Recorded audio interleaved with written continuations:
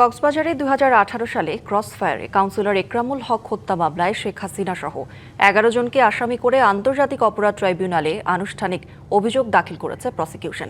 রবিবার বিচারপতি নজরুল ইসলাম চৌধুরীর নেতৃত্বাধীন ট্রাইব্যুনাল ২-এ অভিযোগপত্র দাখিল করে প্রসিকিউশন। একই ট্রাইব্যুনালে সাভারে জুলাই গণঅভ্যুত্থানের সময় আসহাবুল ইয়ামিন হত্যা মামলায় সাবেক সংসদ সদস্য সাইফুল ইসলাম, আবদুল্লাহ হিল কাফি, সৈয়দ নুরুল ইসলাম, আসাদুজ্জামান ও শাহিদুল ইসলাম সহ ১৯ জনের বিরুদ্ধে আনুষ্ঠানিক অভিযোগপত্র জমা দিয়েছে প্রসিকিউশন। অন্যদিকে জুলাই গণঅভ্যুত্থানের সময় সংঘটিত হত্যা, ষড়যন্ত্র ও উস্কানির মামলায় কার্যক্রম নিষিদ্ধ আওয়ামী লীগের সাধারণ সম্পাদক ওবায়দুল কাদের সহ ৭ জনের বিরুদ্ধে ২৭তম সাক্ষী হিসেবে আজ ট্রাইব্যুনালে সাক্ষ্য দেবেন সাংবাদিক আশরাফ কায়সার।